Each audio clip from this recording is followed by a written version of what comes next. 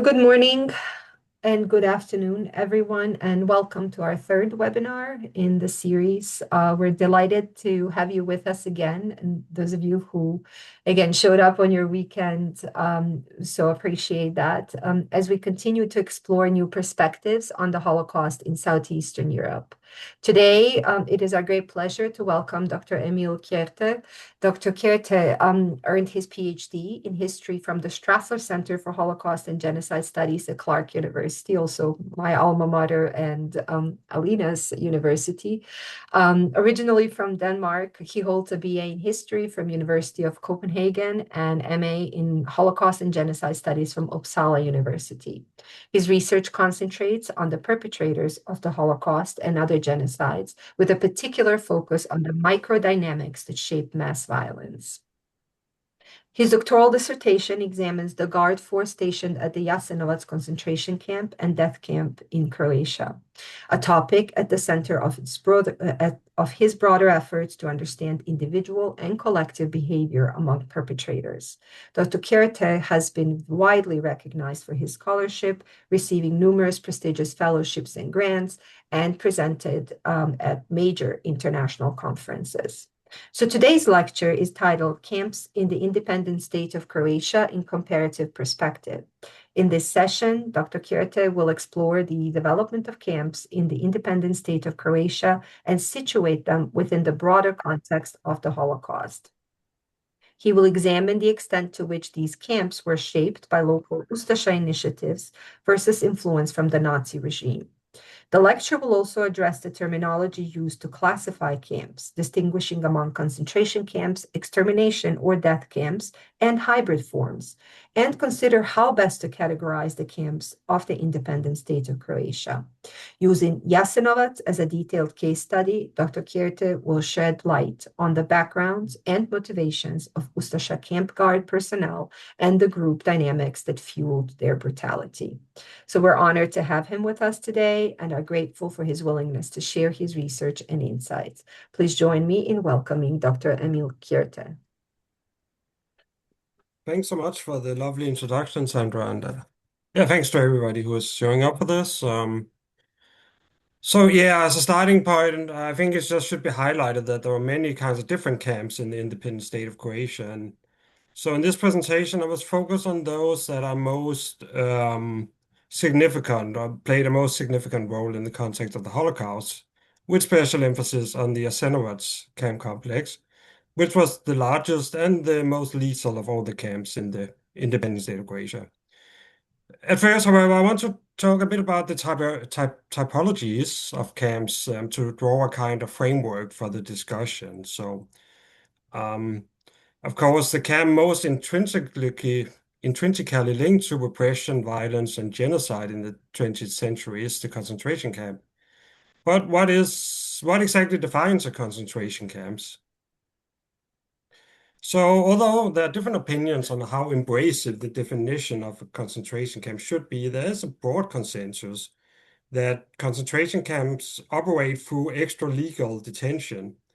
So they constitute a sphere deliberately set apart from the regular judicial systems in which the state suspends ordinary legal protection and establishes its own mechanism of control.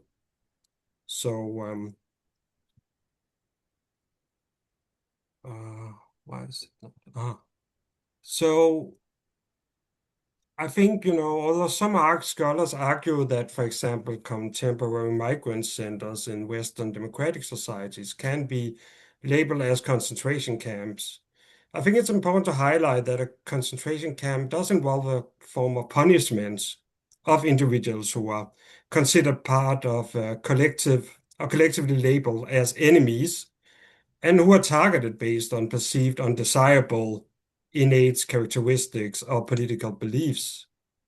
And I think historian Stone adds a crucial dimension by emphasizing the ideological underpinnings of concentration camps. So he describes them as places where specific regimes' worldviews are actualized.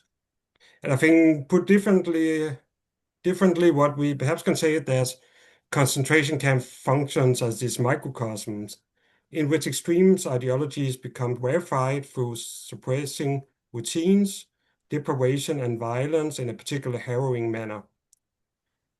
And although these aspects provide an underlying texture that unites different concentration camps, it should be noted that concentration camp can serve multiple functions and pursue overlapping objectives, and also that their character can evolve and shift over time.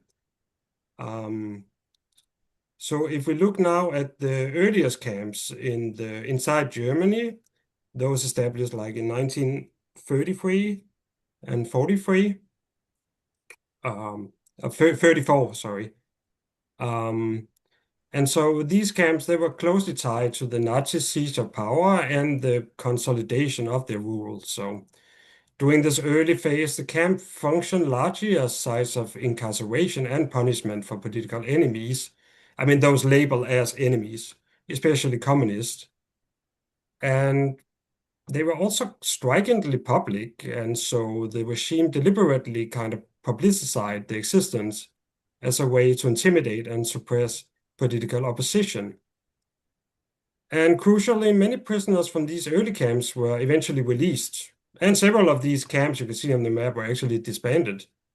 And I think this demonstrates that at this stage, the camps were intended to fulfill specific and finite political objectives rather than operate as permanent institutions. Um, but by the mid-1930s, there was a consolidation of the camps into smaller number of major sites, and whose administration was centralized under the SS. So during the years, the composition of the inmate population shifted in ways that closely mirrored the regime's evolving ideological goals. So although perceived political opponents and such had dominated the inmate population in the earliest camps, by the mid-1930s, the SS largely increasingly target groups they label as threats to the moral, social, and racial order of the Volksgemeinschaft, as they call it, such as homosexuals and so-called asocial. And this illustrates how the concentration camp system expanded from a tool of political repression to also become an instrument for reshaping German society according to Nazi ideological principles. And so another dimension of the camp system that, particularly from 1938, becomes more pervasive is that forced labor really becomes like the central focus, or one central focus for the SS, with Heinrich Himmler aiming to transform the concentration camps into productive centers that could support weapon building and the wartime economy in this war to come, which they kind of already planned for at this stage. And so it is also really important to emphasize that the concentration camps were only tangentially connected to the Holocaust at this stage. So although the number of Jewish inmates did surge after the Reichskristallnacht, they were not the largest group of prisoners during the 1930s. Um, a type of camp that was, however, intrinsically connected to the Holocaust was the death or the extermination camps. So although these terms were not used officially at the time, I think they accurately describes camps whose primary and exclusive purpose was the systematic destruction of human life. So these camps included Belzec, Chelmo, Sobibor, and Treblinka, which were all located in Nazi-occupied Poland. And they were formed as part of this Aktion Reinhardt, the operation aimed at murdering the Jews living in the general government, that is the kind of eastern part of Poland, and which represented the deadliest phase of the Holocaust on Polish soil. And yeah, I mean, the sole purpose of these sites was killings of Jews. In most of the Aktion Reinhardt camp, the perpetrators used carbon monoxide gas delivered either through exhaust fumes or stationary gas chambers. And in contrast to the concentration camp inside Germany, these death camps were designed and operated in strict secrecy. Their remote locations, limited staff, and rapid processing of victims were all intended to conceal the scale and speed of the killings. Moreover, there was no system of sustained forced labor in these facilities, aside from small groups of Jewish prisoners temporarily forced into maintenance or disposal work, the victims were all murdered upon arrival. For this reason, some scholars argue that these sites do not really fit the traditional definition of a camp at all, and maybe more accurately described simply as killing sites. Um, then there's also the hybrid camp, which combine two different functions, kind of forced labor and systematic extermination. So they serve both in killing centers and as centers of economic production for the Nazi regime. And I think the most significant example of hybrid camps are Auschwitz-Birkenau, Janovska in Lviv, and the Majdanek camp. Um, so a different defining feature of hybrid camps was the process of selection. So newly arrived deportees were sorted, some were sent directly to death, others forced into labor under brutal conditions. And so selection also occurred among the existing inmate populations, with the camp staff determining who was still deemed fit to work and who should be murdered. Um, then there's also the transit camp. And transit camp function as these temporary incarceration sites or collection points, holding prisoners who are then gathered there before being deported to concentration camps, or in many cases, directly to death or extermination camps. And these camps were not always administered by German authorities. In several occupied countries, they were actually managed by local police forces or existing domestic administrative structures, but often in cooperation with German security apparatus. And although conditions in the transit camps were frequently harsh and marked by overcrowding, inadequate food, and poor sanitation, they were not designed as signs of systematic mass killings. Their primary function was to facilitate deportations. Um, so moving now to the independent state Croatia, I will now try to trace the evolution of the camps in this setting and the roles they played. And I would say that although the NDH camps or the Independent State of Croatia camps had their own distinct characteristics, I think that the typologies discussed earlier remains useful for kind of gauging and grasping their specific functions, with the caveat there is considerable room for interpretation concerning similarities and differences between camps in Nazi Germany and those in the Independent State of Croatia. Um, so if we start with the first camp, they were actually established already in mid-1941.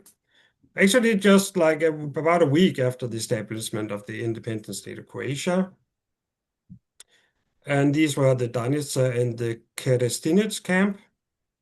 And these camps did not really conform to the standard image of concentration camps with these barbed wires and watchtowers, but they were more established from repurposed existing structures. So the Kerestinec camp, for example, was housed in an old castle, while the Danica camp was established in an abandoned chemical factory. And so institutionally, the Kjerte and Danica camps were very decentralized. They were set up by senior Ustasjas, senior Ustasja officials who worked, they kind of had the special relationship with Antipowelis, the leader, and they worked then in conjunction with local police, but they were not really established by one central state authorities.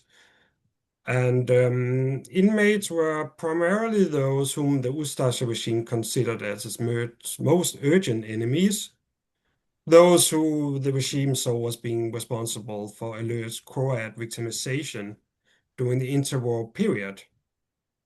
So frequent targets included Jewish lawyers, collectively blamed for a supposedly anti-Croat judicial system under the Kingdom of Yugoslavia, but also Serbs, intellectuals, and such who were accused of connection to the Royal Yugoslav administration during the 1930s, that is. And I think, this important to keep in mind that these two camps were established and operated completely independent of the Nazi regime. There's no any kind of connection at all to that can be traced to the Nazi regime in these camps. So And although there were no mass killings at Danis and Kjerte camps, they were really marked by severe abuse, torture, and sometimes also selective killings of prisoners. But this still, the absence of mass killing does show that at this stage, the regime's anti-Jewish policies had not yet evolved into complete systematic extermination. Um, but So in total, the Ustash regime deported around 700 Jews to the Danis and the Kardashinas camps. However, soon became evident that regime, the Ustash regime planned to escalate these numbers. So in mid-1941, the commander of the Danis camp, Martin Nimitz, was instructed by the Directorate for Public Order and Security, which was kind of this overarching police institution.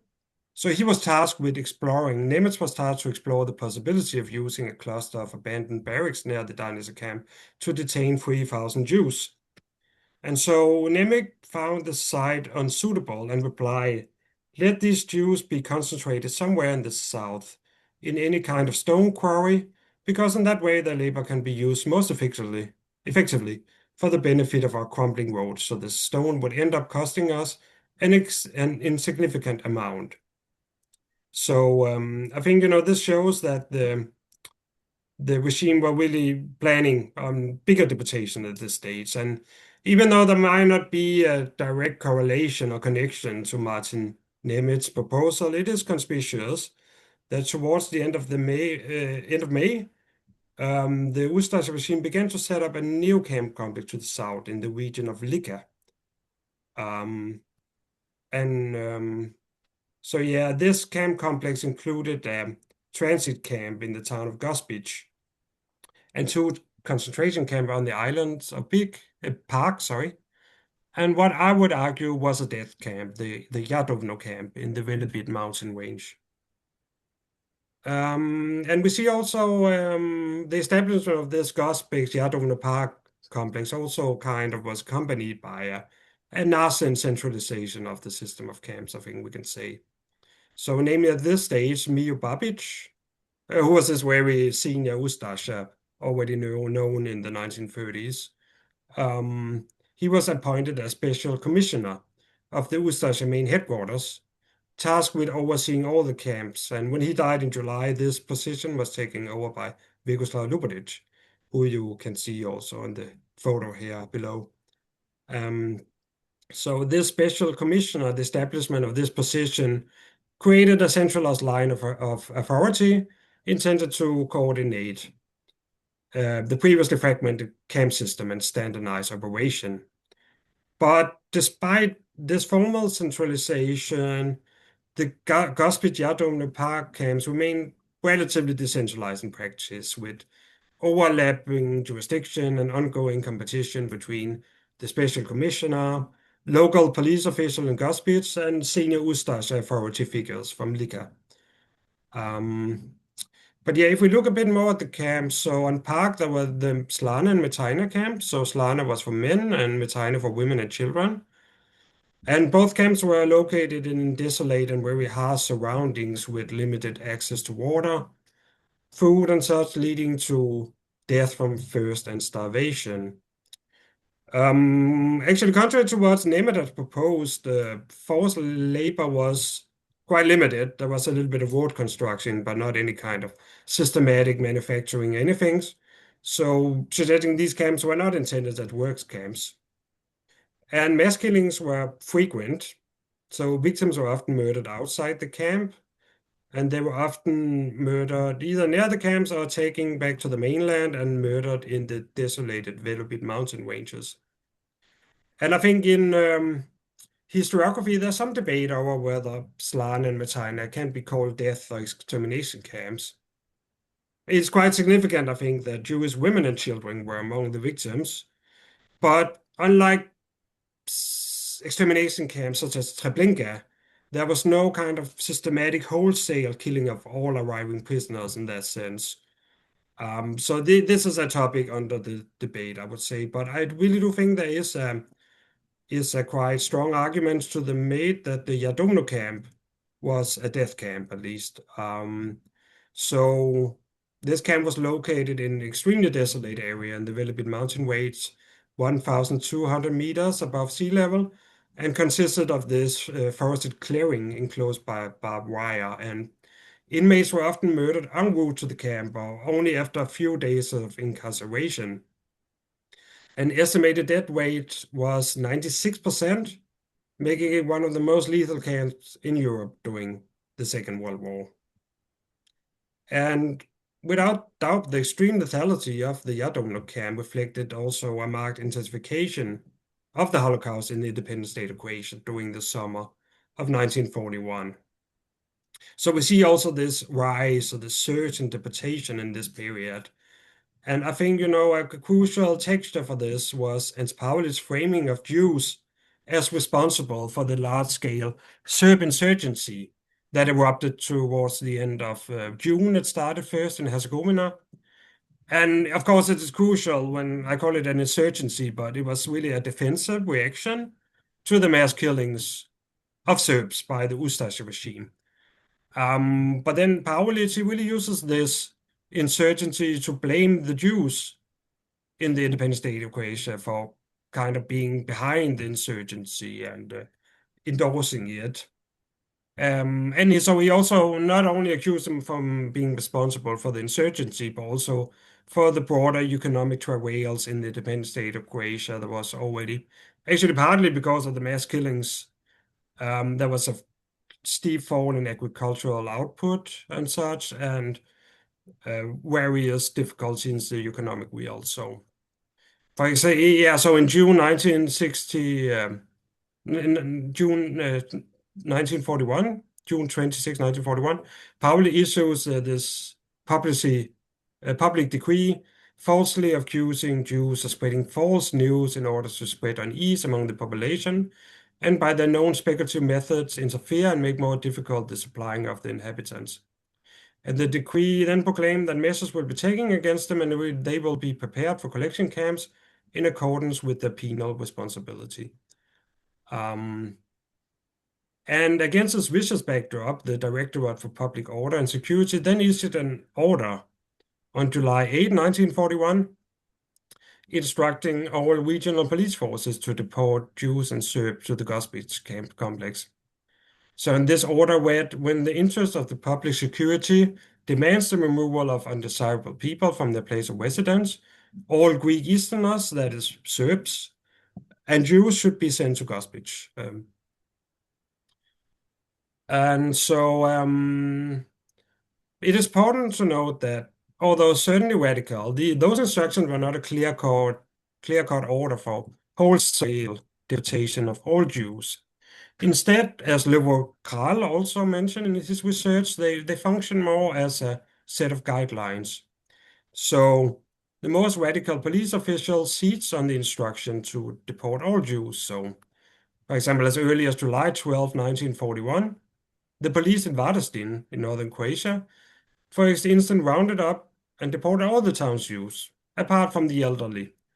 Others, however, interpreted these orders less radically. For example, in Krubic in northwestern Croatia, the police reported that they had not deported any of the town's 50 Jews, explaining that there was nothing suspicious about their activities. So why was there no clear-cut order for the deportation of all Jews at this stage? So I think, there's a general concern about public opinion for the regime in this period, which argumentally favored an incremental approach in some location from the perspective of this regime.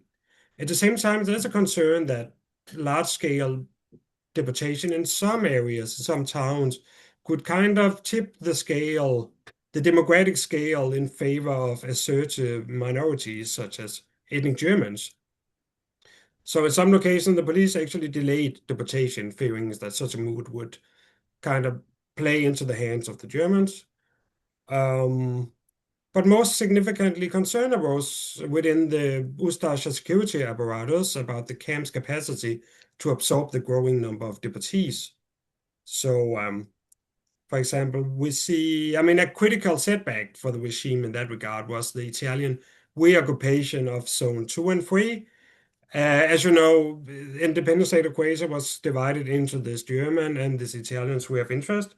And so, because of the Ustasha regime's inability to quell put down this insurgency during the summer, the Italian authorities announces that they will retake over basically half of the independent state of Croatia. And this then prompts the Ustasha regime to close down this Gospić camp complex.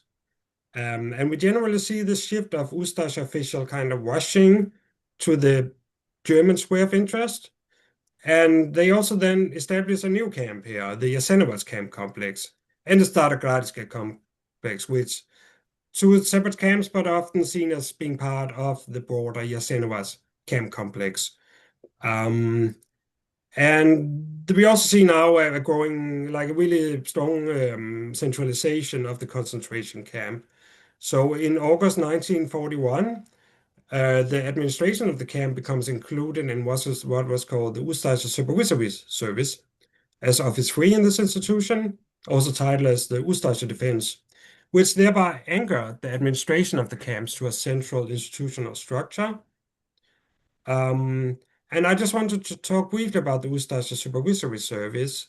So it was formed on August 16, 1941, and it was sort of like an amalgam of different police institutions. And it really becomes the main institute involved in destroying the regime's perceived enemies and so-called undesirable population groups. And so with responsibilities of the Ustasha Supervisory Service included evaluating denunciations, coordinating deportation, and gathering intelligence. And so in August 1941, yeah, the administration of the camp becomes then, no, sorry, another consequence of the construction of the Jasenovac camp complex, another development is that Vekoslav Lubodic, he really becomes the undisputed leader of the camps and slowly began to build his own guard force. The guards were recruited on a more kind of ad hoc basis early and came from different institutions, but we see also this centralization of the guard force.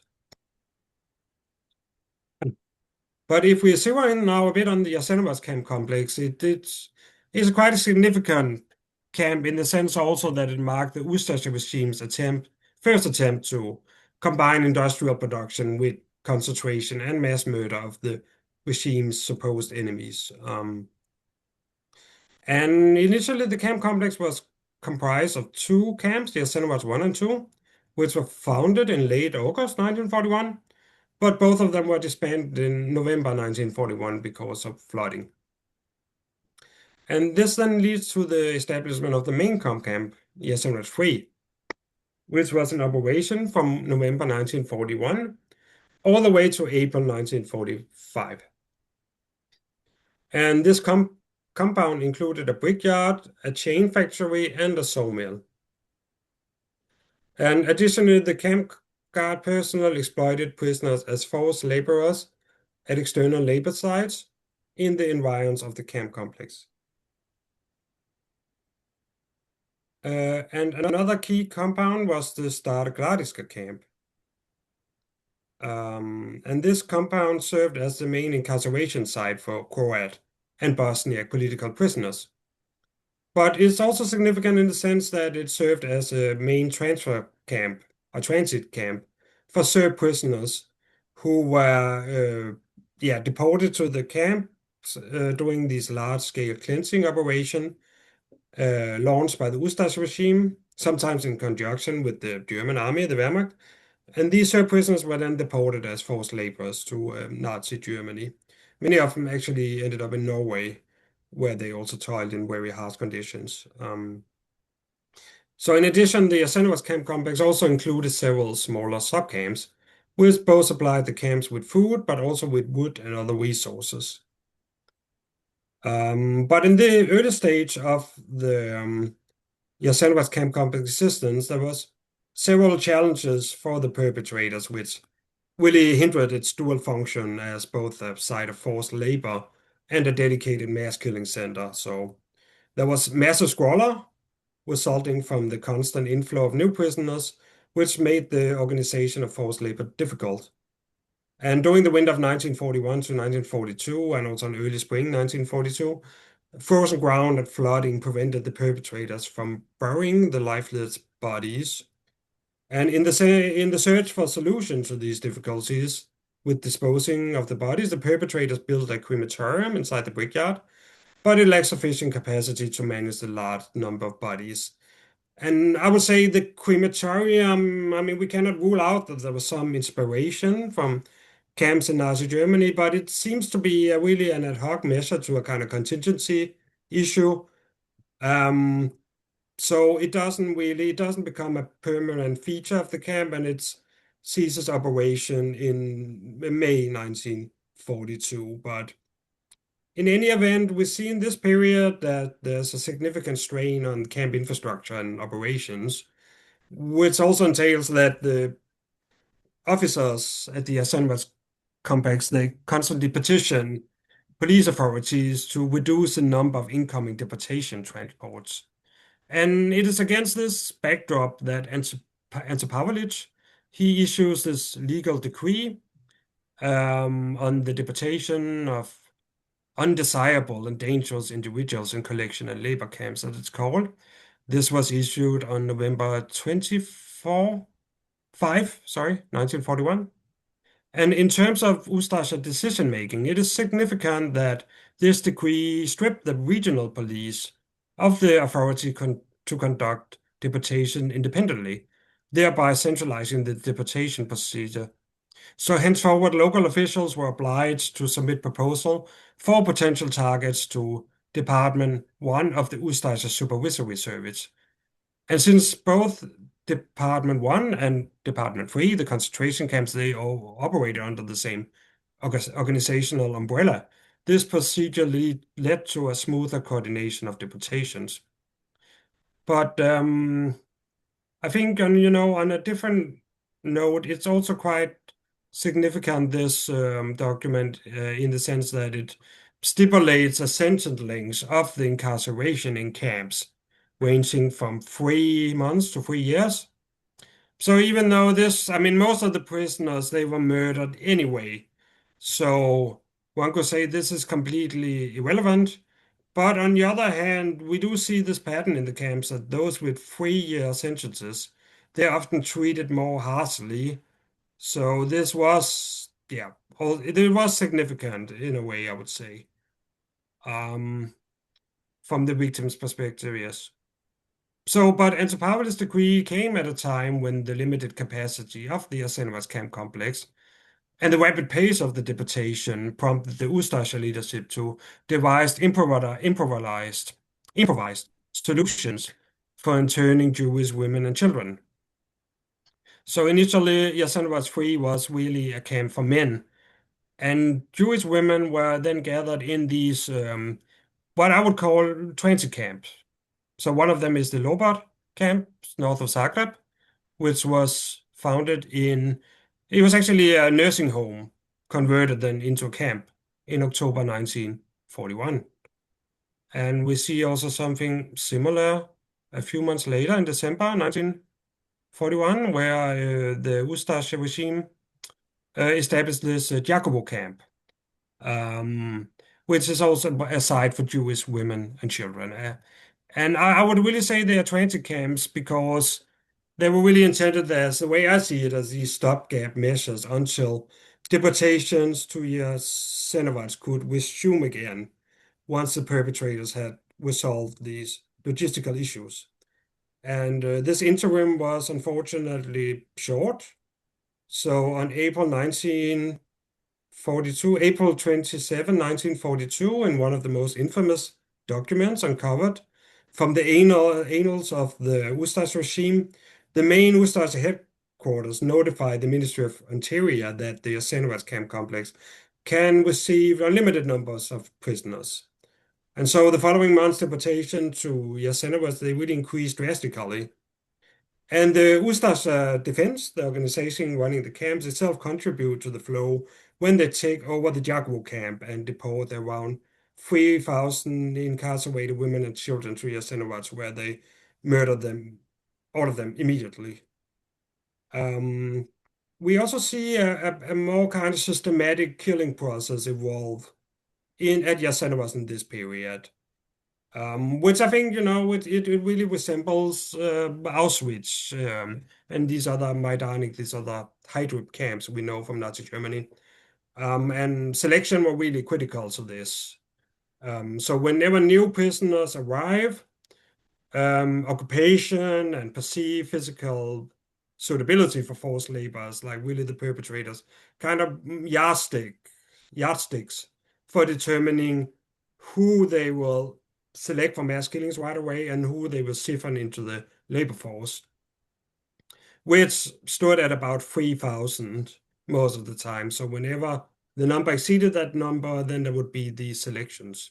Or more like the Ustasha camp personnel will take in the number that corresponded to maintaining the labor force at 3,000.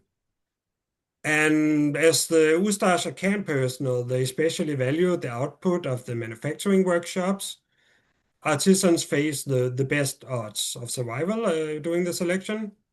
But because of constant depletion in the labor force, the guard force would also consider young and physically robust prisoners and take them into the forced labor details. Intellectuals, clerks, and individuals with similar professions were in a much more perilous situation, but most at risk were the elderly. So, unless they posed specialized work skills, they stood little chance of escaping the grim fate of selection for mass killings. And so, beside occupation and physical state, sentence length was another decisive criterion for selections. So, the camp complex often selected these so-called free-yearers for mass killings, regardless of perceived capability for forced labor. And it seems like the Ustasha camp complex personnel, they operated with the notion that the free-yearers had done something particularly grave, supported the partisans actively and such, that merit that they should have a particularly heinous treatment. And this was not really merely a question of personal discretion, but also something Vekoslav Lubodic, he himself implemented this kind of practice. Um, and then there were also selections among existing prisoners, the existing inmate population. And this was particularly the ill who were at risk. So the camp infirmary was a frequent site of selections. And officers, they would go through this infirmary and just based on cursory glances, they would select whoever they thought would be unable to recover. But despite this constant siphoning, the infirmary still frequently reaches maximum capacity of 120 prisoners, and in these cases, the perpetrators emptied the infirmary and dragged all the prisoners away to a killing site. And there was also just these, particularly in the early phase of the camp complex existence, there were these night waits in barracks where the guard personnel would charge into the barrack and just select anyone who must have been it must have been a very superficial examination of work capacity for sure. And then there were, but the most important, um, or the most frequent place of the selections were these roll calls assemblies, where prisoners would be summoned by the tinkling of this bell you can see in the picture, and they would have to assemble at this call square called the circles, where officers or non-commissioned officers then carried out the selection. And these were most often based on physical state of the prisoners, but it could also be doing larger selection. It could also, depend on more kind of whoever the officers. Maybe there were prisoners from a certain region he didn't like. It was quite haphazard in that regards, yeah. Um, but so the main killing site from spring 1942 was the forested area called Gradina, which was located just south of the main compound on the opposite side of the Sava River. And now this is now Bosnia and Herzegovina. And so Ustaša guard personnel would tie prisoners, I mean those prisoners selected for the mass killings. They would tie them together in pairs or in smaller groups, either with chains or with telephone wire, and then ferry them across the Sava River on this large flat deck raft attached to a steel cable that kind of traversed the Sava River. And although the perpetrators initially often murdered the prisoners with gunfire, they increasingly started to have recourse to mallets, iron bars, these kind of blunt weapons, and they would most often bludgeon the prisoners from behind. It's, of course, a very grim topic, this one. Maybe we can talk more about it later, but I will just keep it at here for now.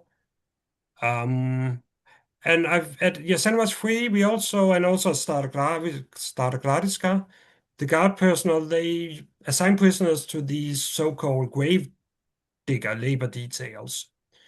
Actually, as early as December 1941.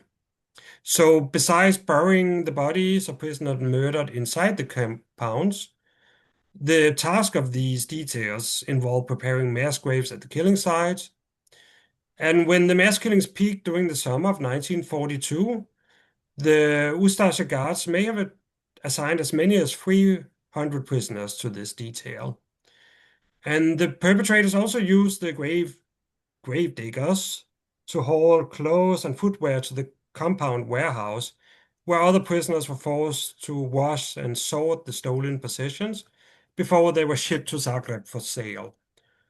Um, and I think it's just important to mention the victim figure, which has been a very disputed subject for sure. But what we can say at least is that the Yasenovas Memorial Museum has identified the name of 83,145 people who perished at the Yasenovas camp complex, including Starogradiska. So these included 46,627 Serbs victims, 16,173 Roma victims, 13,116 Jewish victims, as well as 5,383 Croat and Bosniak victims. But it is important to keep in mind that this figure does not include all victims. So, although scholars are not in complete agreement about the total victim number, I would say that objective estimates range from 90,000 to 130,000 is my own opinion. Um, and I just want to briefly, in the end, here, talk about the guard force, which is really what my dissertation is about. I cannot go in detail, but just give a few details here. So, in mid-1942, the guards, which were organized into this first Ustasha Defense Force, this unit comprised around 2,500 men, and it not only included its task of these men, not only included guarding the camps, but also the broader surrounding area called the security belt in Ustasha internal correspondence. So the guard force actually also carried out raids against Serb villages in this area, interpretation and stuff, which is also quite interesting that it kind of combines the function of a stationary killer unit with also a mobile killer unit in a sense. But in any event, the unit did not lose its primary function as a camp guard force. And throughout most of the camp complex existence, most of the detachment of the 1st Ustasha Defense Unit or force guarded prisoner and external labor sites and carried out mass killings. And although most of the guards were adult men, there were also teenagers. Towards 1944 and 1945, the Ustasha Defense started to rely more on forced recruitment, and it's particular teenagers who are being targeted in these recruitment campaigns, and who are then also ordered to carry out mass killings. Then there's also women um, serving as guards at Starogradiska and at Jasenovas Free. So even though there were relatively fewer numbers, they still formed a weighty share of the internal compound staff. And if we just look at the officers and the background of these men, I think it's quite clear that they were already quite well versed in Ustasha ideology before they came to Jasenovac. And they were really exponents of this most extreme permutation of Ustashi ideology, I would say. So several were long-standing members of Ustashi organization who had been socialized in Ustashi training camps in Italy during the 1930s. And some of them also stayed, even though they stayed in Yugoslavia, they became attracted to fascism and the Ustashas as high school students or university students during the late 1930s. And many of them had participated in mass killings of Serbs during the summer of 1941. Some of them had also served at the Gospic Jadovno Park complex before they came to Jasenovac. So they were really kind of ideological zealots, I would say, to different degrees, of course. But I think, when we look at the rank and file guards, a very different profile emerges. So these men were primarily agricultural laborers typically from the interior of Dalmatia, some from Herzegovina, but these were very poor areas. Few of them have any kind of pre-war affiliation with the Ustash organization before they joined the Guard force. Few of them have been socialized in the Ustash youth, which was the Ustash regime's pendant to the Hitler Youth. And actually, quite few of them had accumulated experiences in inflicting violence before entering the Guard force.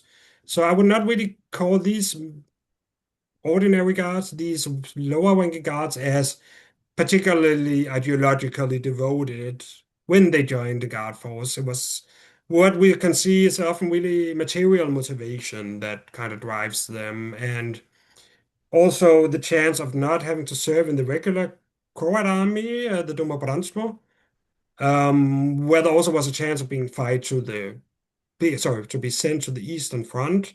As you may know, Croatia sent troops to fight with the Axis forces on the Eastern Front, and some Croats actually fought at the Battle of Stalingrad, for example. But guard service was kind of one way to avoid that. Um, but what we see, at officers, when new guards arrive, officers, they really do what they can to kind of spur them to be violent and kind of license and goad them into brutalizing prisoners. And the way I see it is kind of also make an effort to compensate for the guards' lack of prior ideological commitment. In other words, it was a process of turning what were primarily peasants into Ustashes. So, and I think what the sources show is that many guards were often reluctant to abuse the prisoner at first, but gradually most become inured and begin to perpetuate the violent climate at the camp complex. So, for instance, when interrogated after the war, this former guard, Josip Kranjec, described how his superiors relentlessly encouraged him um, to mistreat the prisoners. And he did describe the transformation he underwent in the following way. So, at first, I was puzzled by the treatment of the prisoners, but gradually became ingrained in me, and I grew accustomed to all the malevolence inflicted upon them. Eventually, I started to beat the prisoners on my own accord. And we see a similar dynamic at the killing site, where commanders really resolved to secure mass participation in the killings. And in my dissertation, I argue that this induced involvement at the killing site aimed at binding the guards to the Ustashi regime, immersing them in a new moral framework, and cementing their loyalty through participation in bloodshed. So, for example, a former guard who, after the war, openly confessed to having participated in mass killings, firmly believed that the only reason his company was chosen for this heinous work was to soak us in blood so that we would be more loyal to the independent state of Croatia. Um, and as guards become habituated to the role as mass murderers, many of them begin to believe in the righteousness of the crimes. So I think this transformation is captured quite disturbingly in a post-war interrogation statement by a former guard called Philip Madja, describing his thought process during his participation in his first massacre.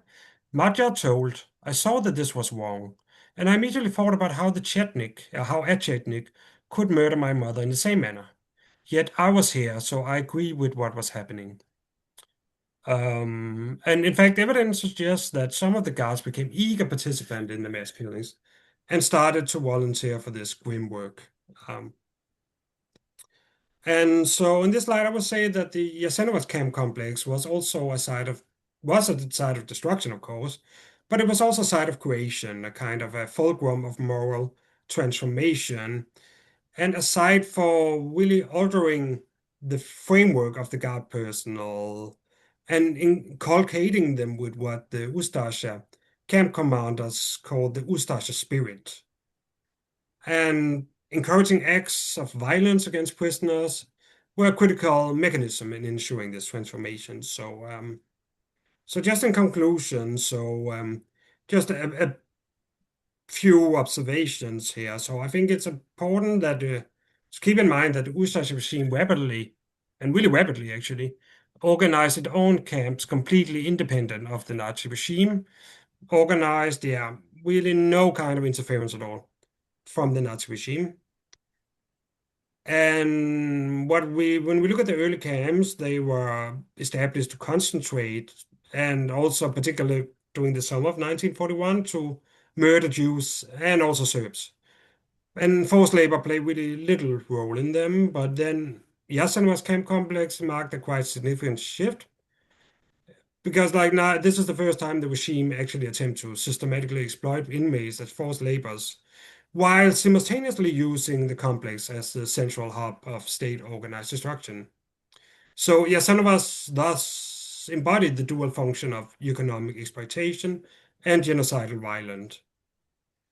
And so, in addition to its operational purposes, I think it's also important that the Yasenovas complex served as a training ground for Ustasha personnel, sort of transforming guards into ideologically committed agents of the regime. And through exposure to violence and organizational routines, the camp served to inculcate devotion and loyalty among the perpetrators. So thank you so much for listening to this. I hope it didn't take too much time, and thanks again. Thank you so much. This was a really great presentation. Like you Thanks. explained so many things so clearly. Um, We have already a couple of questions in the chat. I'm just going to ask before I read them, if people who posted them, would you like to actually ask them in person or do you want me to read them? And then we'll continue the presentation. So I think our first question is from Maria. Maria, do you want me to read it or you want to read it? 'Cause I wasn't sure if this was for me to read. I don't see Maria. Yes, I have a question about the Greek Easterners. You know, why I saw in your presentation you mentioned the Serbs are called Greek Easterners, and I wonder about that description. And number two, I'm asking about the justice, what justice was given to those who committed killings during World War II in the region. Because I know in Germany, the museum that is created, developed in Berlin for the Nazis, Nazi history and Jewish history, there is a declaration of punishment given to the Nazi officials, and I noticed they were not given justice to all of them. So I wonder what was the procedure for those who were involved in the killings. There were young people too, and that's surprising. What was the justice given to those involved in the, Uh, yeah. yeah. I mean, when you say justice, you mean punishment. Why they were not? I mean, you mean that many of the Nazi perpetrators were not punished. That's the point. And so you're asking whether that was different for Ustasha. Um, yeah, I mean, so many of them were actually captured after the war, and yeah, sentenced to death.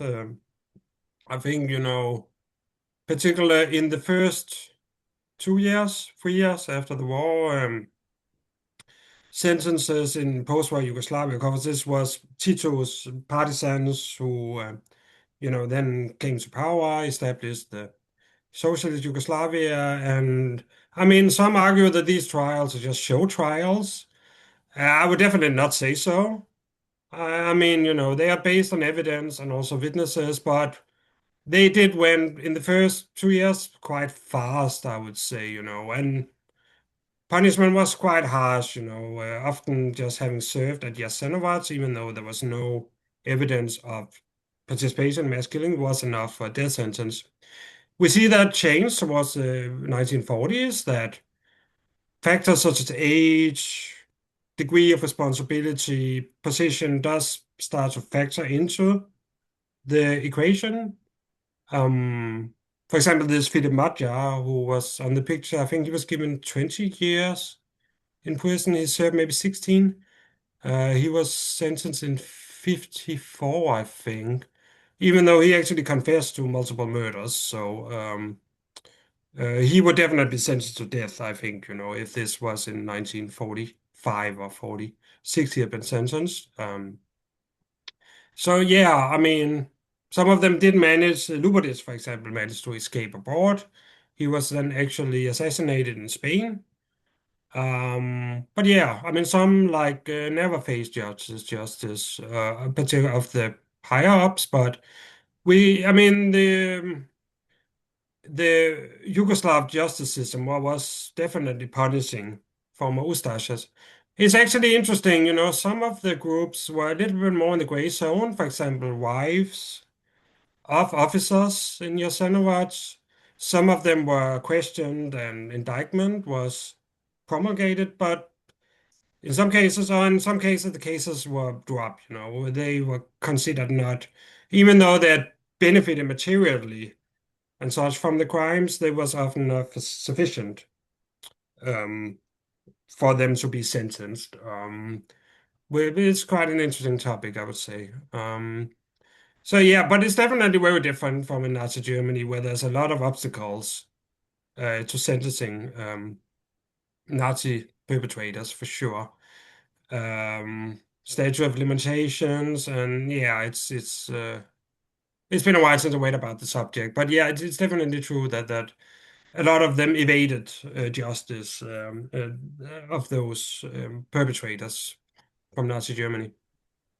Can you talk about the Uh, Easterners, the Greek Easterners? yeah. Sorry, yeah, I was just about to. So yeah, the Greek Easterners, that was kind of this term given to them.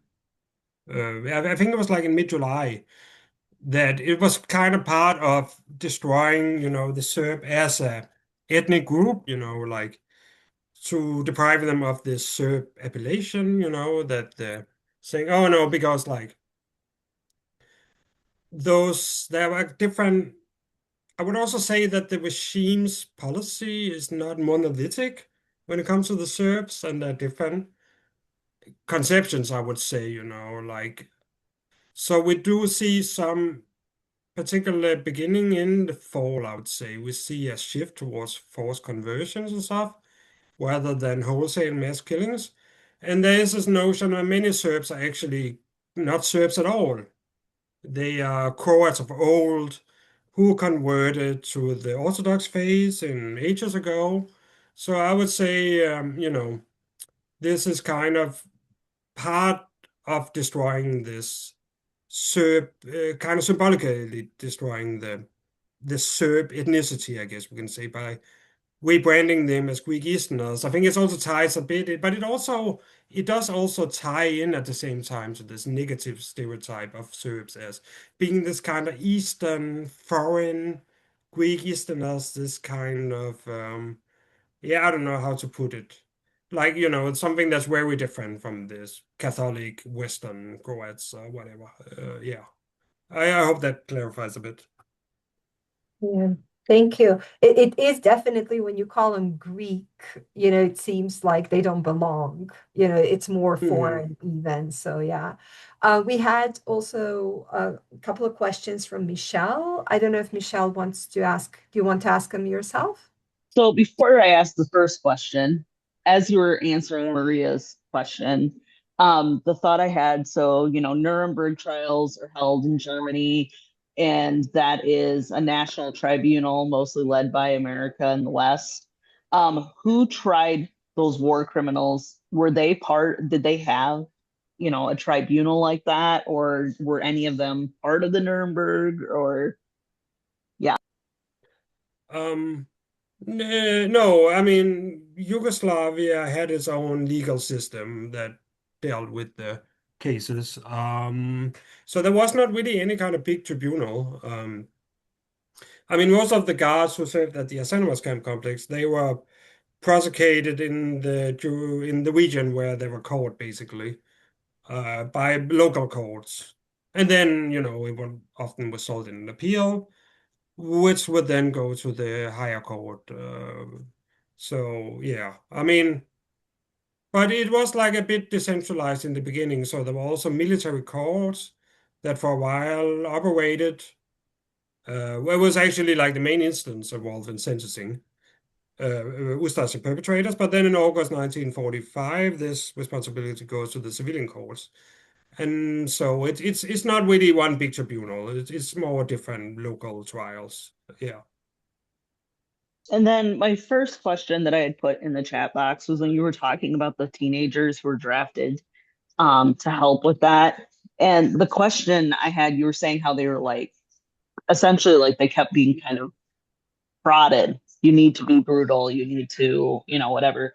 So were they punished if they were not? And then I'm like, as I think about this, it kind of becomes the I was just following orders kind of argument, right? But would you consider that those, especially the teenagers, as I think about that, are in a way their own form of a victim? Yeah, I mean, it's like this is a really complicated subject, I think, actually, like with this duress and such, I think, what we look at Nazi German perpetrators, like virtually none of them were ever punished for saying, no, I don't want to kill Jews, I refuse to do that. I think, we do in Jasenovac, there's a few cases of uh, guards who were punished, kind of detained and such for refusing to participate in the killings. I'm not saying this to exculpate them or anything, but just this is the historical record as far as I see it. Um, which, it's like in a way can also be seen as a sign of weakness, Coercion is really usually not the most efficient way of kind of inducing involvement, but in the sense that it tends to alienate those who receive the orders, so regime function better if they operate on voluntariness. But it seems that there was a few cases where the officers did have to have recourse to sanctions against guards who refused to participate. But it's still pretty rare, I would say, and many even very incriminating testimonies or interrogation statements given after the war, they who discuss the killings and guard who admit to taking part, they don't mention anything about coercion or anything, Certainly there was pressure, social pressures from officers who often were approximate and, yeah, really, prod them and such, brutalize prisoners, participate in the killings and stuff. But I mean, I think it's very rare, these cases of overt duress. It's my impression, at least. Um, and also, I think what the camp officers, what they were aiming at was not, this transient obedience, you just have to do a job. They really want to transform them into dedicated Ustashas and stuff, so they use different techniques, I would say, and coercion was really the last resort. Which happened quite rarely. It's a topic fraught with difficulties, I think, but this is my own opinion in evaluating the historical sources. But it's actually very interesting what you said with the victims, because like with these teenagers, there was actually a topic in the 1950s in post-war Yugoslavia within the legal system, what do we do with these people who were 15 when they participated in mass killings? This man admits to having killed, but he was only 15 at the time. And so there was a lot of legal contention and arguments and stuff about this. And some, I think they were still sentenced, quite a lot of them, but it was kind of seen a bit of a mitigating circumstance, that they were below, that they were below the criminal threshold age, yeah, at the time. Thank you. Do we have any other questions from the audience? I have a question. I think, and Lori, I believe, has one as well later. Am I right? Maybe I don't. All right, go ahead. Sorry, Timon. Okay, so I wanted to ask something about the slide that had the numbers of the statistics. So, an observation question for you. Is it because, some scholars may want to treat the camp complex as, strictly a labor camp rather than having a very discrete function of having a gas chamber and therefore extermination? I wonder if typology, we started with the different types of camps. I wonder if typology is kind of complicating the geography of killing, or how scholars or even people understand it. Why I'm saying this is because in sociology, when we try to understand genocide or how violence happens, it's often seen or observed that we have a very strict definition of genocide, and an act of violence needs to perfectly fit that definition to really qualify as a statistic, and the same goes for race, same goes for different types of violence. So is that why you said it was disputed? Oh yeah, definitely. Like, yeah, no, this really hits the nail on the head. I mean, particularly now, it's a debated subject whether there was a genocide committed against Serbs. There are many that deny that. So particularly the number of Serbs killed at Jasenovac was about 50,000. It's a thorn in the side of these people who deny the genocide against the Serbs in the independent state of Croatia. But yeah, in general, I think I mean, some pseudo scholars, I would say, really portray the camps as just being this labor camp solely, and I guess it's about national identity, it's about this belief that Croatia has had this unblemished, this untainted national history, and Ustashas were really just freedom fighters who did nothing wrong and blah blah blah. So yeah, I mean this is certainly part of the yeah, what do we call it? The discussions now in Croatia, and there's this yeah, a lot of focus on this victim list actually by the Jasenovac Memorial Museum, which is consistently a point of debate in political discourse and such.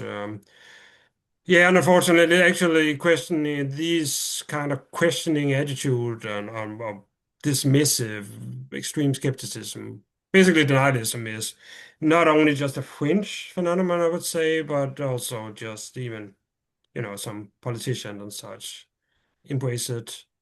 Yeah, I mean, on the other hand, like, yeah, Xenowatts is also very complicated because, like, victim number has been exaggerated in the past. So the Yugoslav authorities kind of purged the number at around 600,000 to 800,000 after the war, and it's a bit, contested subject. Why did they do that? This is clearly exaggerated, and some argue that it might have been related to the Paris Peace Treaty in 1946, and there was kind of an attempt to maximize reparations, however you pronounce it.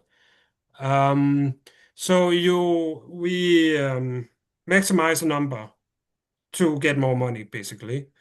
Um, but yeah, given that there were not as many Jews and Roma living in the independent state of Croatia as Serbs, the logical kind of understanding would then be that most of the victims of these 800,000, whatever, would be Serbs.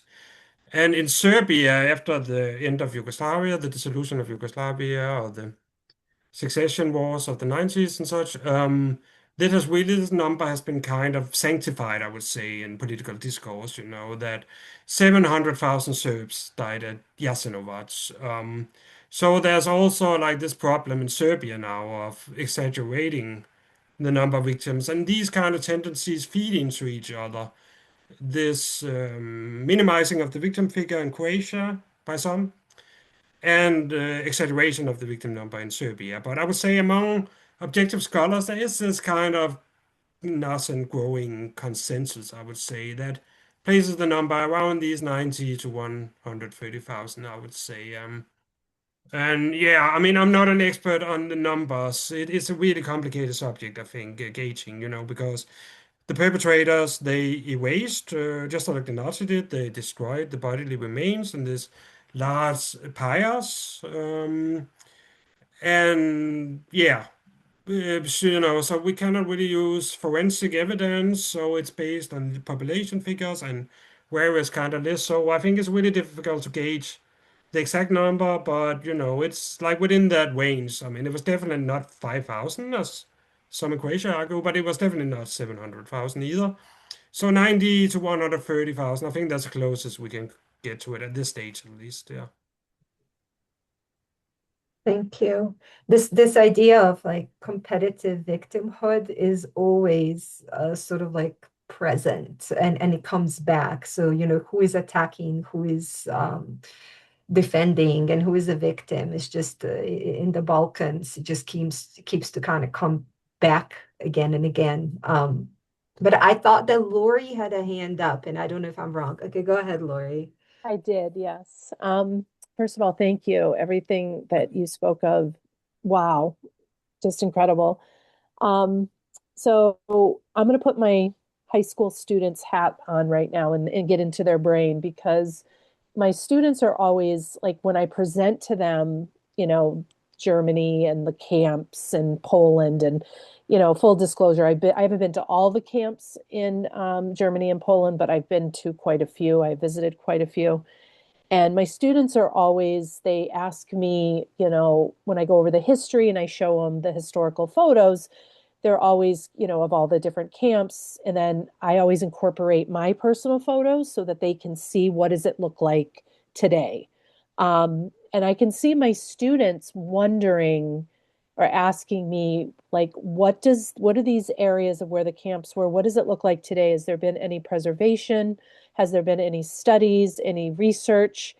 Um, and I don't know if you know the answer to this. I'm just curious because back in September of 2024, I got to hear a professor speak.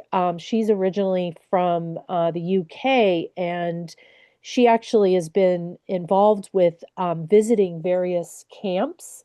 And she visited Treblinka, and they were she's basically like a forensic scientist, but she's using archaeology, and they used radar and satellite imaging over the camps to sort of figure out, what to analyze the sites of the mass violence. So I don't know if there's sort of twofold questions, I guess. Has there been any of that work done in Croatia? And then what do some of these sites look like today? And has there been any preservation? Again, I can see my students asking these questions, so I'm putting their brain on right now.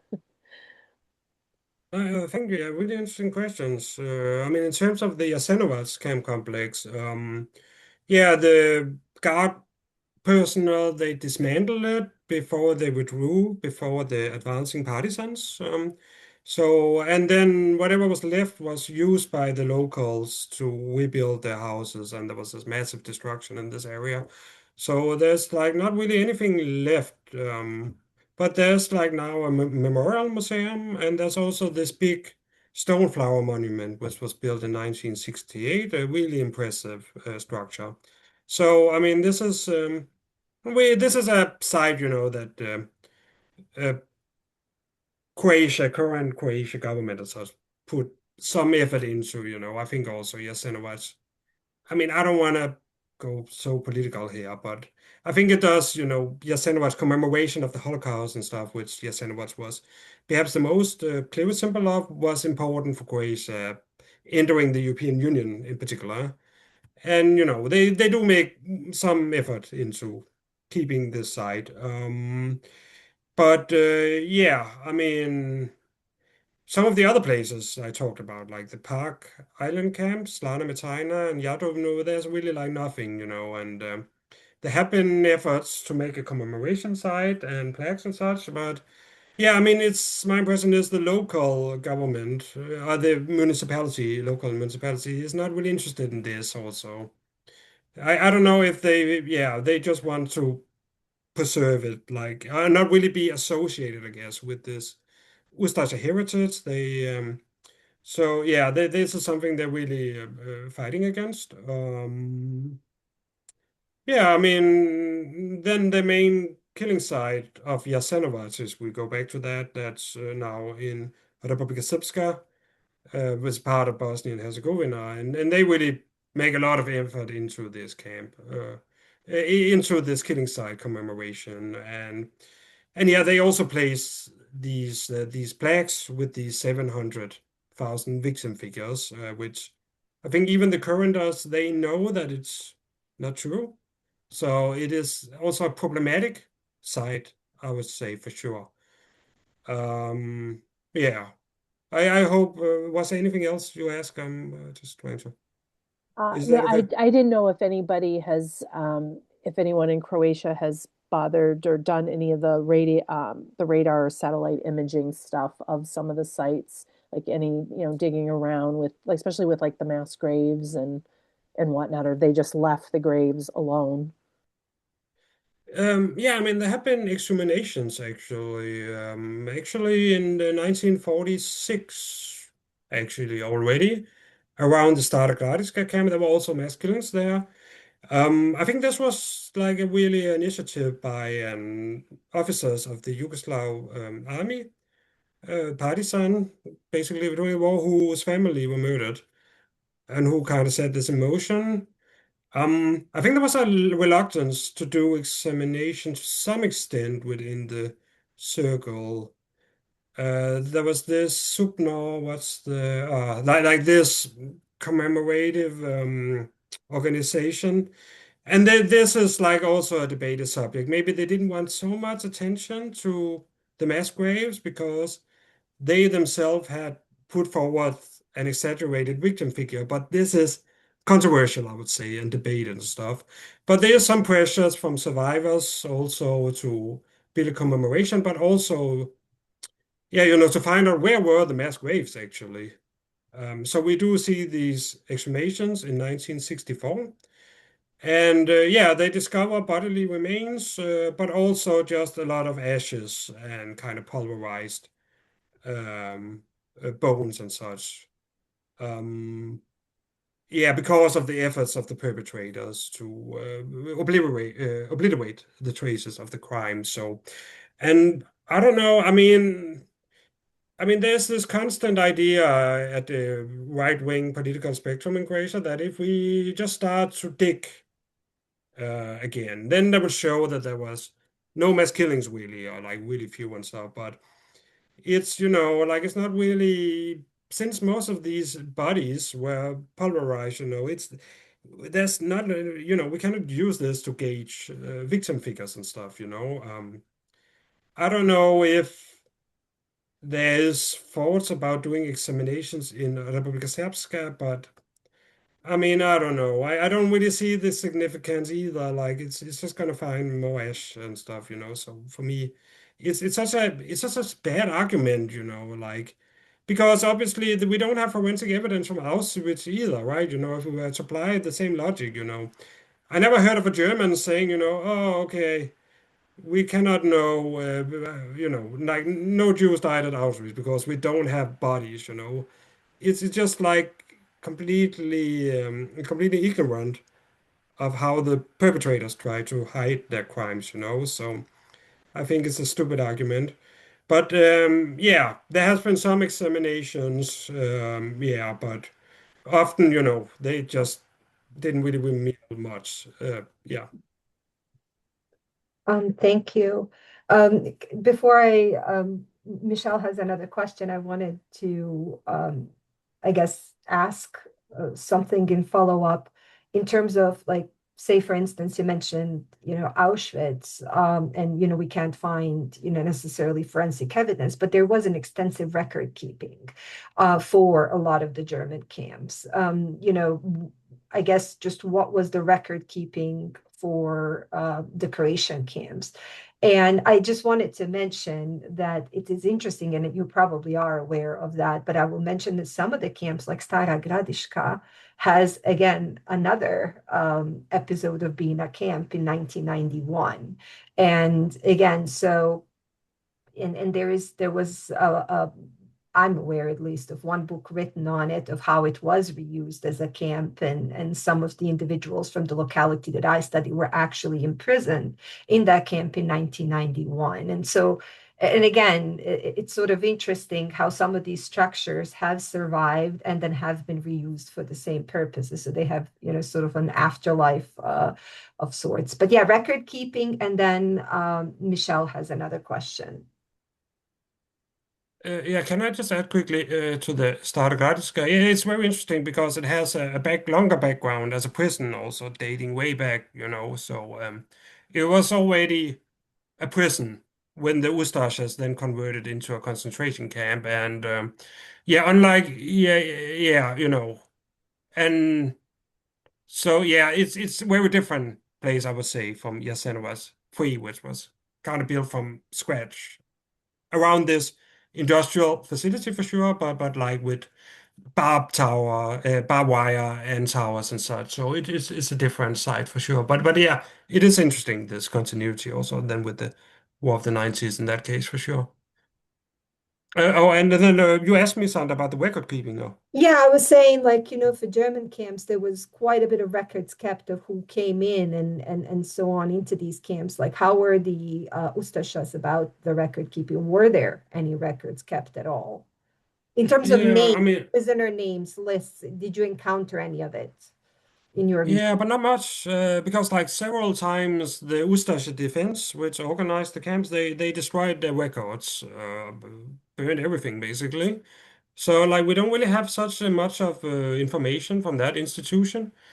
I mean there are like some of these these like these decisions of stipulating when a prisoner was to be sent to concentration camp and with the sentence length and stuff. We do have those some of those, and yeah, so generally deportation list and such, also not all prisoners came with these decisions, like particularly in these large-scale Serb anti-Serb cleansing campaigns, I guess we can call them, where they are more like anti-partisans operation, where a lot of Serb civilians were then deported to the camps. But there's not really any records for those people at all, so like there's a lot of unknowns for sure in that regard.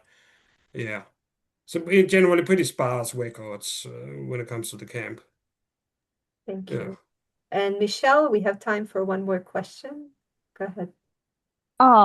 You had mentioned in this particular killing camp or killing or whatever, killing center, you had mentioned that they had briefly had a crematorium, but they didn't really use it long term. I understand there's other killing centers as well. Did they use like the gas chamber idea? Did they use the crematorium the way that we think of, a Treblinka or a Sobibor or that kind of a thing? Yeah, but sorry, maybe I should have underlined this a bit more actually. Sorry about that. I mean, there were no gassings at Jasenovac. So yeah, I mean, first often gunfire, and then they transition to this um, uh, cold weapon, I guess we can call them, like iron bars and stuff like that. So yeah, I would say the crematorium is really an ad hoc measure to kind of because they cannot bury them in the ground, it's so frozen, and then the flooding everything become a big puddle of mud. So they designed this crematorium for that purpose, but I mean it doesn't really have the capacity to deal with the large number of bodies. Plus, it's located in this brickyard factory, which the camp administration is really eager to use for production. And they cannot do that while they use it as a crematorium, which is an issue from their perspective. So they resort to once the climate becomes more conducive to it, they resort back to these open mass graves. Particularly in the Skradina area, which then in the last phase of the war, they then reopened and destroy the remains in these big pyres. But yeah, no gassing. Yeah, yeah. Did Which marks a any difference, of course. did Mhm. any of the other camps use crematoriums or the gas chambers type idea? No. It was yeah, we could. Was that because of maybe resource limitation? I mean, no, sorry, it's sorry. I'm so sorry. I'm forgetting actually. So it's Sargadisk actually. There is a situation where the compound personnel has to kill this group of children. They don't have to. They want to kill this group of children, and one of them is emotionally stirred by this. I guess we can say the initial idea is to strangulate them, but then they cannot bring themselves to do that. So then they resort to gas them in this cellar. But it's a very kind of, yeah, again, an ad hoc measure designed to overcome this particular situation. It doesn't really become institutionalized in any kind of permanent gassing chamber or anything. It's just done in a basement where they gas these children using some kind of gas agents. I can't remember the exact details, but it's definitely not a repeated phenomenon. Yeah. Thank you. I had a final question, and that is, are you willing to share the PowerPoint presentation with me to share with the teachers, or Yeah, of course. participants? And the second follow-up question on that is whether you used a good number of primary sources, and excerpts in your PowerPoint. Are any of those available in the mapping tool? Do you know? Yeah, I think two of them are at least. Uh, Wait. So, like this legal decree by Pauli Mhm. of the internment of undesirable is, and then yeah, what was the other? Like this unlimited number of prisoners. This missive relating to Yasen was in April 42 is also Okay. there. Um, yeah, I think these are maybe also the most two significant I used. Okay. Okay. So if in case there are participants who are interested in more sources that are available with the mapping tool, I think there is like a whole section on the mapping tool, camps or Yasenovats or something. So there will be sources, but you can always ask me or directly Dr. Kjerte, and I'll make sure that you get the answer. But I do want to say thank you all. I kept you 1 minute longer. Have a wonderful weekend, and I will share the PowerPoint as soon as I have it. And if you have any follow-up questions about sources or anything, just let us know and we'll make sure to answer it. So have a great rest of the weekend. Yeah, and thanks again to everyone.